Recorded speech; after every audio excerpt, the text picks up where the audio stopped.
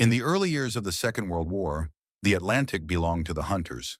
Beneath the cold, dark waves, the men of Germany's Kriegsmarine prowled in their steel predators, the U-boats. They called themselves Die Grauen Wölfe, the Gray Wolves, and for a time, they ruled the sea. From 1939 to 1942, German submarine captains laughed at the Allied convoys. To them, these long, sluggish chains of merchant ships, carrying food, oil, and weapons, were helpless prey. The Atlantic was their battlefield, and the ocean itself was their ally. At night, the U-boats rose from the depths like ghosts. The captains stood on their conning towers, scanning the moonlit horizon. When they spotted a convoy, their hearts raced. The chase was on. A few coded messages to headquarters, and soon a wolf pack was formed. Several U-boats converging on the same road, ready to strike as one. In those days, they called it the happy time. Between 1940 and 1941, German submarines sank hundreds of Allied vessels, tankers, freighters, even warships. Each kill was broadcast over the radio, celebrated as proof of German naval genius. Commanders like Günther Prien, Otto Kretschmer, and Joachim Schepke became national heroes. Posters showed them smiling beside their crews, confident, unstoppable. To the U-boat men, it seemed the British Empire was starving, and the Americans, though still neutral, could only watch. Supplies sank faster than they could be replaced.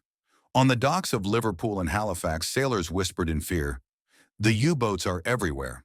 But arrogance is a fragile companion in war. Even as the U-boats celebrated their victories, technology was changing. Quietly, invisibly, in laboratories and shipyards across Britain and America. A new weapon was being born, one that would turn the hunters into the hunted. It began with a sound, a pulse of noise sent through the water, echoing back from the unseen. Sonar. And soon the laughter of the U-boat captains would fade beneath the hum of detection as the ocean itself turned against them. By 1942, the ocean that had once shielded the U-boats began to whisper their secrets. The Allies had learned to listen, not with eyes or luck, but with sound. Sonar, or ASDIC as the British called it, worked like a mechanical ear. It sent out a pulse, a ping, that bounced off any object hidden beneath the waves. The echo revealed the position of what had once been invisible. At first it was clumsy, limited by range and weather. But soon Allied scientists, in London, Boston, and Ottawa, began refining it, transforming it from a novelty into a weapon. In laboratories filled with humming machines and chalkboard equations, physicists and engineers worked day and night to give the convoys a fighting chance. Among them were civilian scientists, men and women who had never seen the sea but were now shaping the outcome of a naval war. The goal was simple: find the hunters before they struck. For the U-boat captains, the first sign that something had changed came in the dark. Depth charges began to fall faster, closer, and with frightening precision. Where once they had been able to slip away into the abyss, now explosions followed them, tracking their every move. The sea itself seemed to have eyes. Captain Reinhard Hartigan, one of Germany's most successful U-boat commanders, later recalled the moment he realized the balance had shifted. "We used to move unseen," he said. "Now we could feel the enemy listening." The U-boat's greatest advantage, invisibility, was crumbling. Allied destroyers, once easy prey, now hunted in coordinated packs of their own. Their sonar operators, headphones pressed tight, could hear the faint pulse of an engine miles away. They spoke in calm tones, adjusting bearing and depth. Then came the order: fire depth charges. In the cramped hulls of the U-boats, sailors clung to the walls as the ship shook from the blasts. Lights flickered, bolts rattled loose. The laughter that once filled those steel chambers had vanished. By late 1942, Allied sonar, radar, and air patrols formed an unbroken chain across the Atlantic. The convoys were no longer helpless lines of prey. They were moving fortresses, guided by sound and defended by steel. Still, the U-boats fought on, believing they could outsmart the new technology. They went deeper, moved slower, and tried new tactics. But the ocean no longer hid them. The hunters had become the hunted. By early 1943, the Battle of the Atlantic had reached its turning point. The U-boats, once feared as the gray wolves of the deep, were now being stalked themselves. What had begun as a game of shadows was becoming a war of detection, and the Germans were losing it. When the war began, Admiral Karl Donitz had envisioned the perfect weapon: small, deadly submarines that could sink Allied shipping faster than it could be replaced. His wolf packs roamed freely, ambushing convoys and vanishing into the abyss. Each success sent shockwaves through Britain. Burning ships, oil-slick survivors, the lifeline to America under siege. But by 1943, those glory days were gone. Sonar-equipped escorts, radar-equipped aircraft, and long-range patrol bombers now guarded the seas. The very routes once owned by the U-boats had become their graveyards. The Allies had learned how to fight as one. The convoys sailed in tight formations, their escorts working in constant coordination. The moment a sonar ping revealed a contact, destroyers would converge, laying patterns of depth charges that blanketed the sea in thunder. Overhead, British Liberators and American Catalinas circled like hawks, ready to drop bombs or sonar buoys to mark the kill zone. For the U-boat captains, survival now meant patience, silence, and fear. They could no longer surface freely to charge their batteries or communicate with other subs. Radio transmissions, once the backbone of Donitz's Wolfpack strategy, had become beacons for Allied direction-finding systems. Every message sent was a risk, a possible death sentence. In one chilling report from May 1943, a German radio man wrote, "We listened to the ocean. It listened back." The Allies called it Black May. In just 1 month, the German U-boat fleet lost 41 submarines, nearly one every day. For the first time, Donitz had to recall his wolves. He admitted privately to his staff that the tide had turned. The hunters were bleeding faster than they could be replaced. The U-boat captains, once hailed as heroes of the Reich, began to see the truth. Their enemy's strength wasn't arrogance or luck. It was innovation. Machines that heard, planes that saw in the dark, and a global alliance that shared every discovery, every tactic, every ounce of progress. Deep below the Atlantic, men sat in silence, sweating in the stifling air, the smell of oil and fear all around them. They had once laughed at the convoys, mocking them as floating coffins. Now they whispered prayers that their own steel tombs would hold. The laughter was gone. The ocean had taken it. By the summer of 1943, the hunters had become the hunted. The Atlantic, when once the proud hunting ground of the German U-boats, had transformed into a killing field. Beneath its dark surface, silence was no longer safety. It was suspense before discovery. Sonar, radar, and air power. 3 words that spelled the end for Donitz's gray wolves. The Allied scientists and engineers had done what German arrogance thought impossible. They had turned the vast, chaotic sea into a battlefield where the invisible could be seen. The new Huff Duff radio direction finders pinpointed transmissions within seconds. Long-range aircraft now bridged the once safe mid-Atlantic gap. Convoys were no longer helpless. They were moving fortresses bristling with destroyers, corvettes, and depth-charge launchers. For the German U-boat crews, every dive became a gamble with death. They knew that once detected, escape was nearly impossible. A single sonar contact could bring a storm of depth charges crashing down. Explosions that crushed hulls, broke instruments, and snuffed out life in seconds. Inside those submarines, the men endured hell. The air grew thick with diesel fumes and sweat. The temperature rose to unbearable heat. Condensation dripped from the ceiling like rain. When a depth charge detonated nearby, lights flickered, pipes burst, and nerves shattered. One survivor of U-223 later recalled, "The pressure made the metal sing. We prayed for silence, for them to stop listening, but the ocean itself betrayed us." The U-boat force, once feared as Germany's invisible arm, was dying not from lack of courage, but from the Allies' relentless innovation. Each month, new technology closed the gap: improved radar, faster destroyers, and the dreaded Hedgehog, a forward-firing weapon that could destroy a submarine before it even reached attack range. For every merchant ship sunk, 2 U-boats now vanished. The numbers told the truth even before the captains dared speak it. Back in occupied France, in the U-boat pens at Lorient and Saint-Nazaire, The crews prepared for missions knowing most would not return. The concrete walls echoed with forced laughter, hollow, nervous, defiant. The young recruits were still told stories of glory, but the veterans knew better. They had seen the Atlantic change. Once they had mocked the convoys as clumsy prey. Now even the smallest corvette could bring death from miles away. In a war built on faith in technology, the Germans had finally met an enemy whose science moved faster than fear. The sonar pings that echoed through the water were more than sound. They were the pulse of a new kind of warfare, one that the U-boats could no longer outsmart. By autumn of 1943, Dönitz himself admitted the unthinkable. The Atlantic is lost. The wolves were running out of ocean. By late 1943, the tides of the Atlantic War had turned completely. The once proud wolf packs that had terrorized the convoy were being torn apart by unseen hunters. The laughter that once filled the U-boat pens, the confidence, the arrogance, had fallen silent. What remained was fear. For months, the Allies had studied their enemy.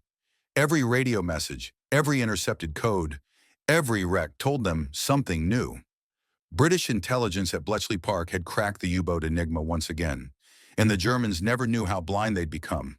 Convoys now moved with deadly precision, their escorts coordinated by radio and radar, guided by sonar sweeps that pierced the dark ocean. When a U-boat was spotted, there was no escape. Aircraft circled above, destroyers closed in, and the sea itself became a trap. One U-boat commander, Heinrich Lehmann-Willenbrock of U-96, whose early patrols had been legendary, wrote in 1943, "The ocean feels smaller every day. They are everywhere waiting. The hunter has become the hunted." The crews endured terror beyond imagination. The sound of sonar pings tapping against the hull became a heartbeat of death, each one signaling that the enemy had found them. When the depth charges came, the pressure waves slammed through steel and flesh alike. Men prayed, cursed, screamed. Sometimes silence followed. Other times the hull gave way with a final metallic sigh. Few could imagine the claustrophobia of those moments. 50 men trapped in a steel tube, 200 feet below the surface, listening to explosions above. Some wept quietly, others gripped their stations in rigid silence. Every second stretched like an eternity. The numbers told the story with brutal honesty. In 1942, Germany had lost 86 U-boats. In 1943, that number more than doubled. By 1944, nearly 3 out of every 4 submariners never returned. Out of 40,000 men who served in the U-boat fleet, more than 30,000 would die, one of the highest fatality rates of any service in the war. Still, Dönitz refused to surrender the Atlantic. He believed that new technology, the faster Type 21 submarines, could restore Germany's advantage. But by the time they were ready, the war was already lost. Allied aircraft filled the skies. Convoys reached Britain untouched. The Battle of the Atlantic, once the decisive front of the war, had turned into a graveyard for German submarines. In the harbors of France, rusting wrecks lined the docks. U-boats returned battered, leaking, and half-crewed. The men who climbed ashore no longer sang or boasted. They looked like ghosts, eyes hollow, skin pale, hands trembling from depth, charged shocks that still echoed in their bones. The sea, which had once been their ally, had turned against them. The sonar pings that haunted their dreams were reminders of the empire they had lost beneath the waves. An empire built on arrogance and broken by innovation. They had laughed at the convoys once, certain that their steel predators would always rule the deep. But the ocean had the final word. By early 1944, the U-boat fleet was no longer a weapon of terror. It was a weapon of desperation. The Atlantic, once their hunting ground, had become a killing field. Sonar, radar, and long-range aircraft had transformed the seas into an arena where stealth could no longer hide. In the beginning, U-boats had ruled by silence. They stalked the night, unseen, unheard, guided only by periscope and instinct. But now the Allies listened to the sea itself. The new ASDIC sonar, what the Americans called sound navigation and ranging, could hear the faintest echo of a submarine's propeller miles away. Each ping painted a ghostly outline in the dark, guiding destroyers straight to their prey. The hunters had become the hunted. The Allies perfected the art of detection. Ships worked in teams, circling convoys like shepherds around a flock. Aircraft and liberators, Sunderlands and Catalinas, patrolled thousands of miles of ocean, armed with radar and depth charges. Even at night, they hunted by the glow of radar screens. The Germans called them Fliegende Schweine, flying pigs, but they feared them more than any battleship. A single aircraft could spot a U-boat, radio its position, and summon an entire fleet within hours. In the bunkers of Lorient and Saint-Nazaire, U-boat captains gathered for briefings. Maps covered in red pins showed where boats had been lost. Too many to count. The once cocky young men, who had once toasted their victories in champagne, now sat in silence. Still, they went to sea. Orders from Admiral Dönitz were clear. The Atlantic remains the decisive battlefield. Every ton of enemy shipping destroyed is a blow to his heart. But the truth was brutal. For every Allied ship sunk in 1944, 3 U-boats were lost. Inside the submarines, despair grew. The men lived in constant dread of sonar pings. They slept beside torpedoes, breathed air thick with oil and sweat, and waited for the next explosion that might crush them in an instant. One survivor recalled, "The ocean was our coffin, and every ping was the sound of the lid closing." Allied advances didn't stop at sonar. They mastered new weapons. Hedgehog mortars that fired patterns of explosives into the depths, and Lee lights, powerful spotlights that revealed U-boats surfacing at night. There was nowhere left to hide. By the summer of 1944, even Dönitz admitted the truth to his staff. "We can no longer fight as hunters. We are being slaughtered," and yet the captains sailed. Out of loyalty, out of duty, out of something deeper, perhaps the belief that the sea would show them mercy one last time. It would not. As the Allied convoys grew stronger, faster, and better protected, the once proud wolf packs became scattered ghosts. The convoy system, the very thing they had laughed at, had evolved into an iron wall stretching across the Atlantic. The U-boats had believed they could isolate Britain.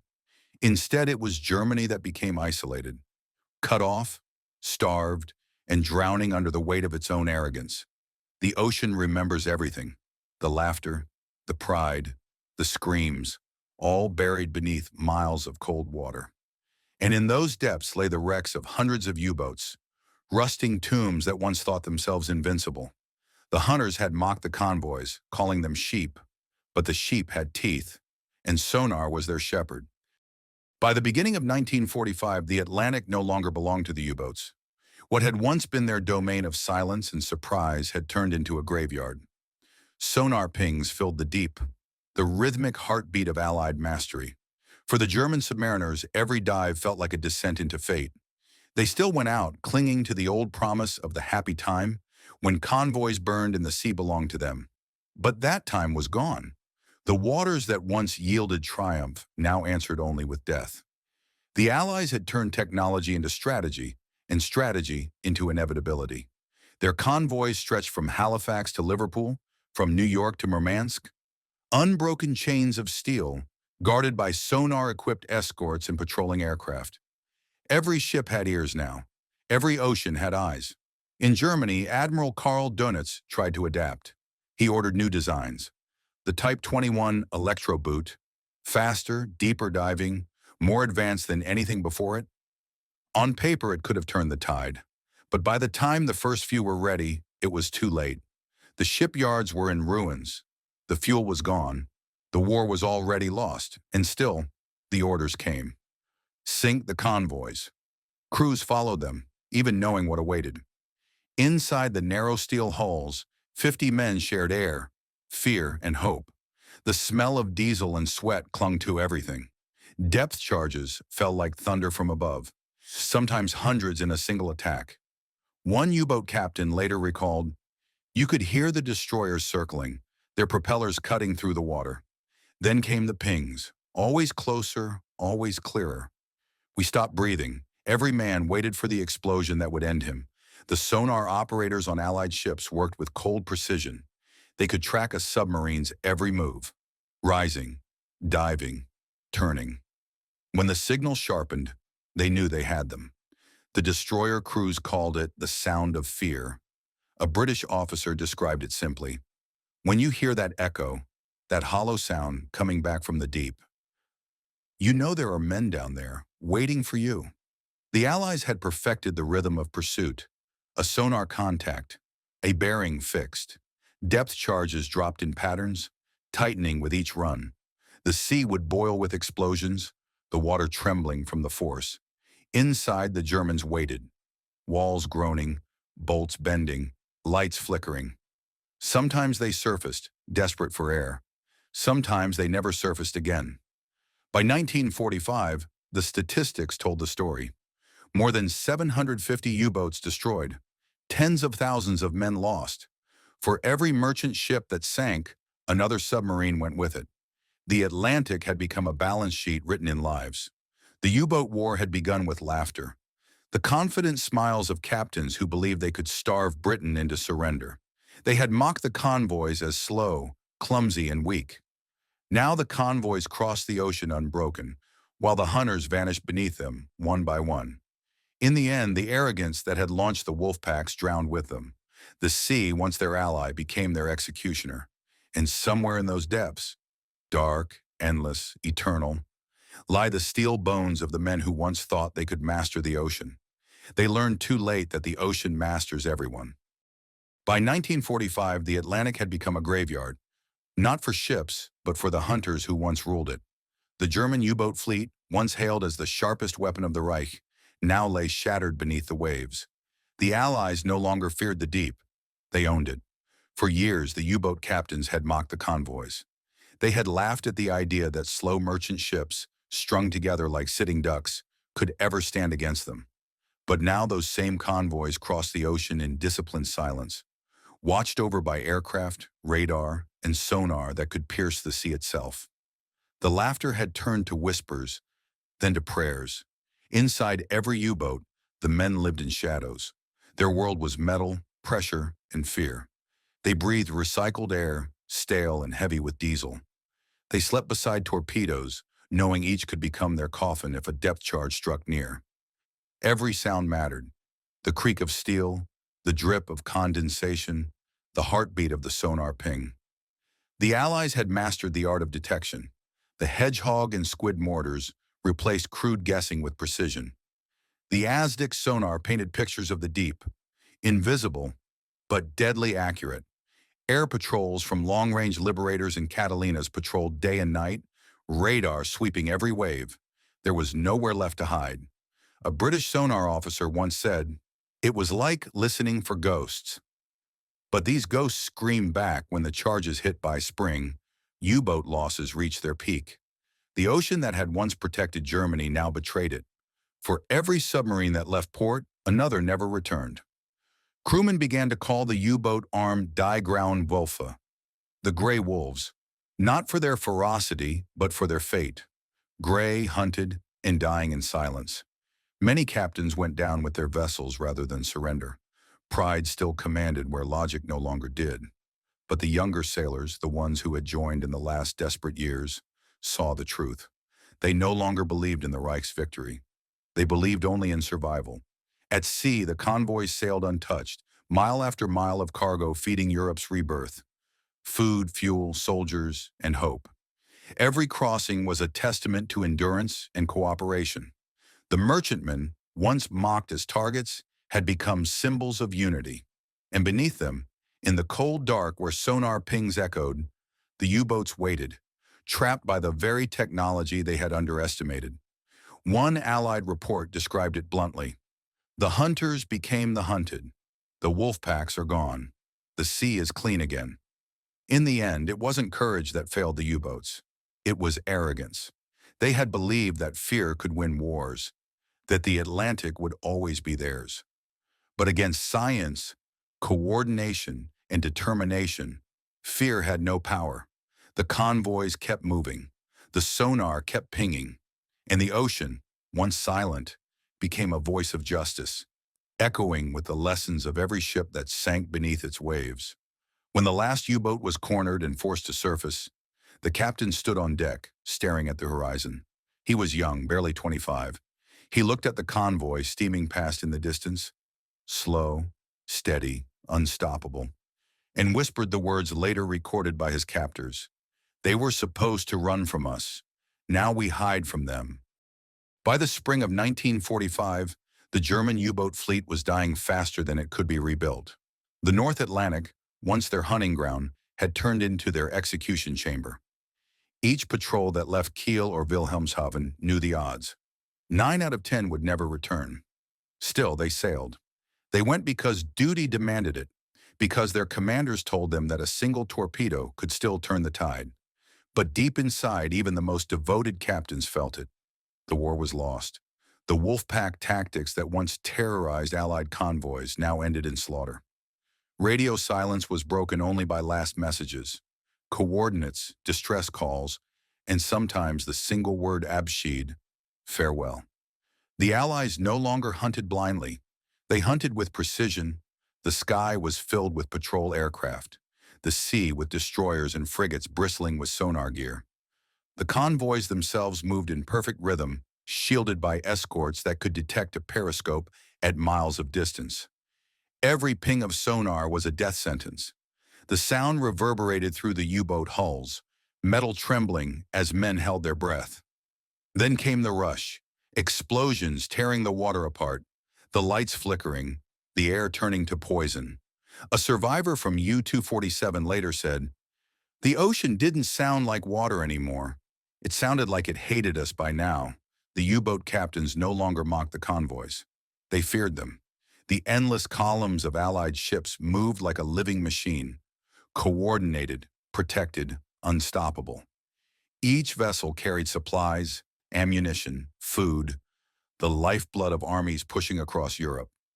To the Germans watching through their periscopes, it was a nightmare they could not end. They launched torpedoes when they could, but sonar found them before the explosions faded. Within minutes, the hunters became prey. Every time a U-boat dove to escape, destroyers above tracked their every move, patient, relentless. In April 1945, Admiral Karl Dönitz, once hailed as the father of the U-boat arm, realized the truth. He ordered most of the remaining submarines to stay in port. The Atlantic campaign was over. More than 780 U-boats had been lost, a staggering 75% of the fleet. 40,000 German sailors had gone to their graves beneath the waves. But even as the Reich collapsed, some captains refused surrender. They called it Ehre bis zum Ende, honor until the end. They left port knowing they would never return, hoping for one last victory in a war already lost. One such boat, U-977, sailed into the Atlantic in May, days after Hitler's death. Its captain, Heinz Schäfer, decided not to surrender. Not to the British, nor the Americans. For more than 60 days, his submarine remained submerged, crossing the Atlantic in silence, hunted by sonar, haunted by the ghosts of the fleet.